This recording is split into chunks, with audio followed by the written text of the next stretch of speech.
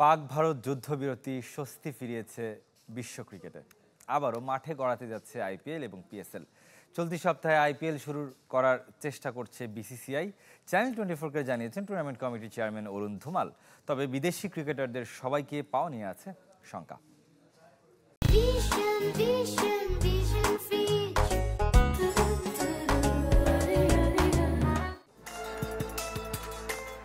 যুদ্ধবিরতি চলছে ভারত পাকিস্তানে। আপাতত স্বস্তি মিলেছে সীমান্তের দুই পাশের মানুষের সাথে পুরো বিশ্বে। অনিশ্চয়তার মেঘ কেটে গেছে ক্রিকেটেও। আপাতত মাঠে ফেরার বার্তা আইপিএল আর পিএসএল এর। রোববার জরুরি সভায় বসছে বিসিসিআই আর আইপিএল গভর্নিং বডি। কবে ফেরানো যায় এই ফ্র্যাঞ্চাইজি টুর্নামেন্ট তা নিয়ে আলোচনা হবে। সিদ্ধান্তও আসতে পারে এদিন। ভারতীয় গণমাধ্যমের দাবি, আইপিএল এর বাকি অংশ শুরু হতে পারে বৃহস্পতিবার কিংবা শুক্রবার। চলতি মাসের মধ্যে শেষ করার জন্য প্রতিদিন 2 ম্যাচ আয়োজন করতে পারে বিসিসিআই।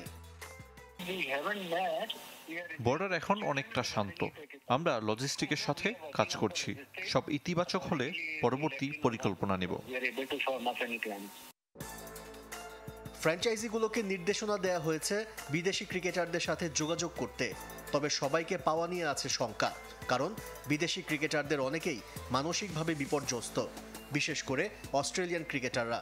যেহেতু আইপিএল এর পর 11 জুন থেকে টেস্ট চ্যাম্পিয়নশিপ ফাইনাল, তাই অনেকেই ভারতে আর নাও ফিরতে পারে বলে জানিয়েছে অস্ট্রেলিয়ার গণমাধ্যম।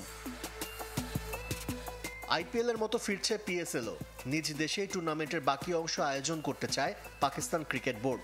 তবে বিদেশি ক্রিকেটারদের একটা বড় অংশ যে আর পাকিস্তানে যাচ্ছে না তা নিশ্চিত। সে তালিকায় আছে বাংলাদেশের রিশাদ আর নাহিদ রানাও।